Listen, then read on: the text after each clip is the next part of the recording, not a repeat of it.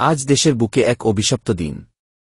রাজধানীর Uttara milestone school and কলেজে বিধ্বস্ত হয়েছে বিমানবাহিনীর প্রশিক্ষণ যুদ্ধবিমান। ছোট ছোট নিষ্পাপ মুখগুলোর স্বপ্ন আজ আগুনে পুড়ে ছাই। আরও জানবেন দেশ শোকে স্তব্ধ, আর ঠিক এমন সময় সামাজিক যোগাযোগ মাধ্যমে ভাইরাল হয় এক রহস্যময় সতর্কবার্তা, যা দুর্ঘটনার একদিন আগেই দেওয়া হয়েছিল। এরপরে জানবেন বর্তমানে কিছু রাজনৈতিক দল যে পিআর পদ্ধতির কথা বলছে, সেটা বাংলাদেশের বাস্তবতায় মোটেও উপযোগী নয়, বরং এতে দেশে চরমপন্থা ও বিশৃঙ্খলা ছড়াবে। এইদিকে জানবেন কি ট্রাম্পমুনির বৈঠকে ভারতের ক্ষোভ, আমেরিকার উপর কূটনৈতিক চাপ বাড়াচ্ছে দিল্লি, চীনের দিকে ঝুঁকছে মোদী সরকার। সেই সাথে জানবেন গাজায় মরিচের গুঁড়া ছুঁড়ে ত্রাণপ্রত্যাশীদের ছত্রভঙ্গ করল ইসরায়েলি বাহিনী, মৃত্যু, ক্ষুধা আর আতঙ্কে চলছে জীবন। সংবাদ শেষে জানবেন নরসিংদীর রায়পুরায় রক্তক্ষয়ী সংঘর্ষ। সকাল হতেই রায়পুরার চরাঞ্চল সায়দাবাদ গ্রাম পরিণত হয় রণক্ষেত্রে। আধিপত্য বিস্তারকে কেন্দ্র করে মুখোমুখি হয় দুই গ্রাম, সায়দাবাদ ও বালুরচর। শুনছিলেন সংবাদ শিরোনাম, এখন বিস্তারিত। আজ দেশের বুকে এক অভিশপ্ত দিন। রাজধানীর উত্তরা মাইলস্টোন স্কুল অ্যান্ড কলেজে বিধ্বস্ত হয়েছে বিমানবাহিনীর প্রশিক্ষণ যুদ্ধবিমান। ছোট ছোট নিষ্পাপ মুখগুলোর স্বপ্ন আজ আগুনে পুড়ে ছাই। এই ভয়াবহ দুর্ঘটনায় বিমানচালকসহ ২০ জনের মৃত্যু নিশ্চিত হয়েছে, আহত ১৭১। পুরো জাতি আজ বাক্রুদ্ধ। আমার বলার কোনো ভাষা নেই। কিভাবে শুরু করব তা বুঝতে পারছি না। মাইলস্টোনে যা ঘটেছে সেটা আমাদের হৃদয় ছিন্নভিন্ন করে দিয়েছে। ইউনুস আরও বলেন, এরা আমাদের সন্তান, তাদের মা-বাবাকে আমরা কি জবাব দেব? হাসপাতালের মেঝেতে পড়ে আছে পোড়া শরীর, চেনা যায় না কার সন্তান। আমি অনুরোধ করছি, কেউ হাসপাতালে ভিড় করবেন না। যারা বেঁচে আছে তাদের চিকিৎসায় যেন কোনো বাধা না আসে। আগামীকাল আমরা জাতীয় শোক দিবস ঘোষণা করেছি। এই দুর্ঘটনা কোনো প্রযুক্তিগত ব্যর্থতার চেয়ে অনেক বড়, এটা আমাদের মানবিক সংকট। যে আগুনে পুড়েছে ভবন, তার চেয়েও বেশি জ্বলছে আমাদের হৃদয়ে।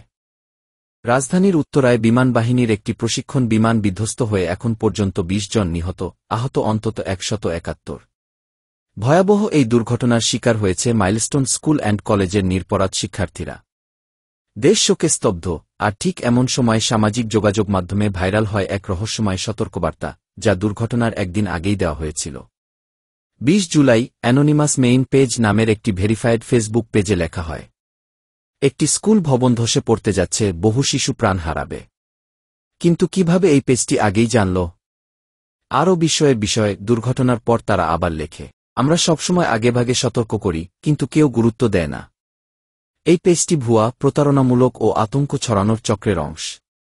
তারা গুজব ছড়িয়ে ফলোয়ার বাড়ায়, বাস্তবতা নয়। এই পেজটি পরিচালিত হয় যুক্তরাষ্ট্র ও নাইজেরিয়া থেকে, জানা গেছে তাদের আইপি ইতোমধ্যেই শনাক্ত করা হয়েছে। সতর্ক থাকুন, গুজবের ফাঁদে পা দেবেন না। নিহতদের আত্মার শান্তি কামনা করি। রাজনীতি এখন উত্তপ্ত, আর সেই উত্তাপেই এবার মুখ খুললেন বিএনপির ভারপ্রাপ্ত চেয়ারম্যান তারেক রহমান। ঢাকার ইঞ্জিনিয়ার্স ইনস্টিটিউশনে এক আলোচনা সভায় তিনি বললেন, বর্তমানে কিছু রাজনৈতিক দল যে পিআর পদ্ধতির কথা বলছে, সেটা বাংলাদেশের বাস্তবতায় মোটেও উপযোগী নয়, বরং এতে দেশে চরমপন্থা ও বিশৃঙ্খলা ছড়াবে। তারেক রহমান আরও বলেন, যেখানে আইনের প্রতি শ্রদ্ধা নেই, সেখানে রাষ্ট্র একসময় ফ্যাসিবাদী হয়ে ওঠে। একমাত্র সম্মিলিত জনগণের শক্তি ও সুষ্ঠু নির্বাচনই পারে এই সংকটের সমাধান দিতে। তিনি আরও অভিযোগ তোলেন, অন্তর্বর্তী সরকারের ঘাড়ে বন্দুক রেখে যারা নিজেদের ক্ষমতা টিকিয়ে রাখতে চায়, তারা মূলত নির্বাচন বানচালের ষড়যন্ত্রে লিপ্ত। তিনি ক্ষোভ প্রকাশ করে বলেন, ১ বছর পার হলেও শহীদদের তালিকা আজও চূড়ান্ত হয়নি। ইতিহাস এই ব্যর্থতাকে ক্ষমা করবে না। তারেক রহমানের বক্তব্য স্পষ্ট, এই সরকারকে ঘিরে ষড়যন্ত্র চলছে এবং দেশের ভবিষ্যৎ নির্ভর করছে একটি সুষ্ঠু, অংশগ্রহণমূলক নির্বাচনের উপর। কিন্তু প্রশ্ন হল, আদৌ কি সেই নির্বাচন হতে যাচ্ছে? যুক্তরাষ্ট্রের মধ্যাহ্নভোজে পাকিস্তানের সেনাপ্রধান, আর তাতে ক্ষুব্ধ নয়াদিল্লি। রয়টার্স জানাচ্ছে, মার্কিন প্রেসিডেন্ট ডোনাল্ড ট্রাম্প ও পাকিস্তানের সেনাপ্রধান জেনারেল আসিম মুনিরের বৈঠক ঘিরে কূটনৈতিক টানাপোড়েন তুঙ্গে। ভারত সরাসরি ব্যক্তিগত কূটনৈতিক প্রতিবাদ জানিয়েছে ওয়াশিংটনকে। ভারতের উচ্চপদস্থ কর্মকর্তাদের ভাষায়, এটা ভবিষ্যতে মার্কিন ভারত সম্পর্ককে ক্ষতিগ্রস্ত করতে পারে। কেন এত ক্ষুব্ধ দিল্লি? গত মে মাসে কাশ্মীরে ভয়াবহ হামলার পর ভারত সীমান্তপারে হামলা চালায়। এরপর শুরু হয় ক্ষেপণাস্ত্র ও ড্রোন যুদ্ধ। এই উত্তেজনার মধ্যেই ট্রাম্প হোয়াইট হাউসে ডেকে নেন পাকিস্তানের সামরিক প্রধানকে, যা ভারতের দৃষ্টিতে চরম অসম্মানজনক পদক্ষেপ। ভারতের অবস্থান স্পষ্ট, আমরা সীমান্তের ওপারের সন্ত্রাসবাদকে লাল রেখা হিসেবে দেখি। অথচ ট্রাম্প সেই পক্ষের সামরিক প্রধানকে বৈঠকে ডাকলেন। রয়টার্স বলছে, মুনির ট্রাম্প বৈঠকের পরদিনই মোদির কার্যালয় এবং জাতীয় নিরাপত্তা উপদেষ্টার অফিস থেকে সরাসরি ফোন করে যুক্তরাষ্ট্রকে প্রতিবাদ জানানো হয়। তবে হোয়াইট হাউস বলেছে, আমরা দ্বিপাক্ষিক সম্পর্কগুলোকে একে অপরের সঙ্গে তুলনা করি না। বিশ্লেষকরা বলছেন, ট্রাম্পের অনির্দেশ্যতা আর শুল্ক হুমকি ভারতের সঙ্গে বাণিজ্য আলোচনাও ব্যাহত করছে। জুনে জি7 সম্মেলনের পর মোদি ট্রাম্পের আমন্ত্রণ প্রত্যাখ্যান করেন। এমনকি ভারত ডব্লিউটিওতে যুক্তরাষ্ট্রের বিরুদ্ধে প্রতিশোধমূলক শুল্ক প্রস্তাবও দেয়। হর্ষ পন্ত অবজারভার রিসার্চ ফাউন্ডেশনের মতো ভারত এখন চীনের সঙ্গে সম্পর্ক পুনর্গঠনে আগ্রহী। চীনও তাদের সঙ্গে যোগাযোগ বাড়াচ্ছে। গত সপ্তাহেই জয়শঙ্কর গেলেন বেইজিং, 2020 সালের সীমান্ত সংঘর্ষের পর প্রথমবার।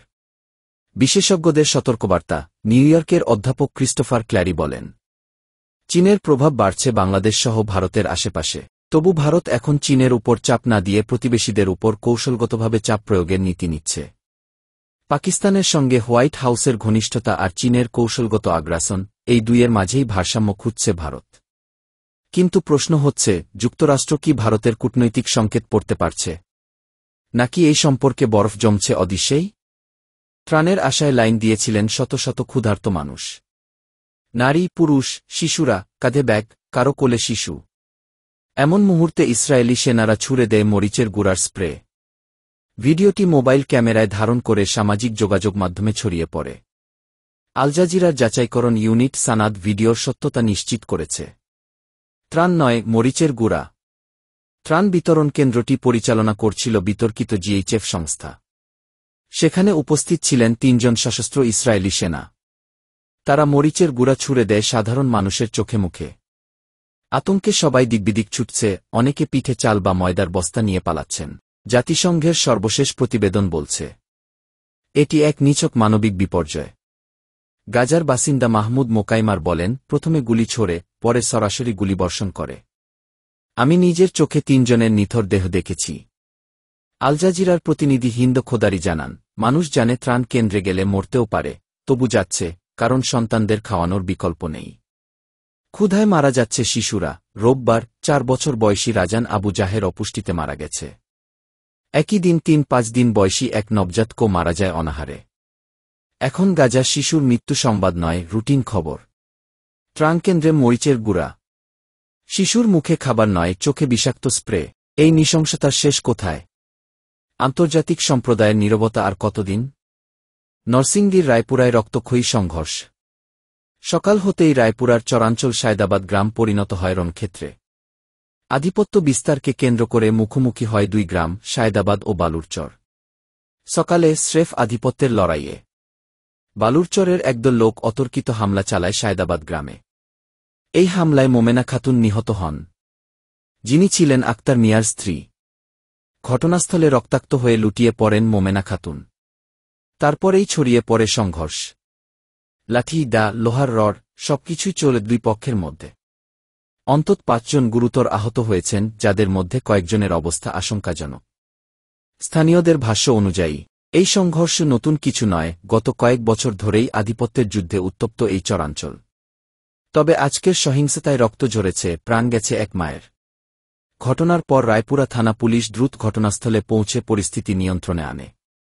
অতিরিক্ত পুলিশ সুপার সুজন চন্দ্র সরকার জানিয়েছেন, ঘটনার পরপরই অতিরিক্ত পুলিশ মোতায়েন করা হয়েছে। বর্তমানে পরিস্থিতি স্বাভাবিক রয়েছে। কিন্তু প্রশ্ন উঠছে, এই আধিপত্যের দৌরাত্ম্য আর কত প্রাণ নেবে? গ্রাম নাকি যুদ্ধক্ষেত্র? এই ঘটনায় আর কি পদক্ষেপ নেওয়া হবে? কে দায়ী এই সহিংসতার জন্য? আপনার মতামত জানান কমেন্টে।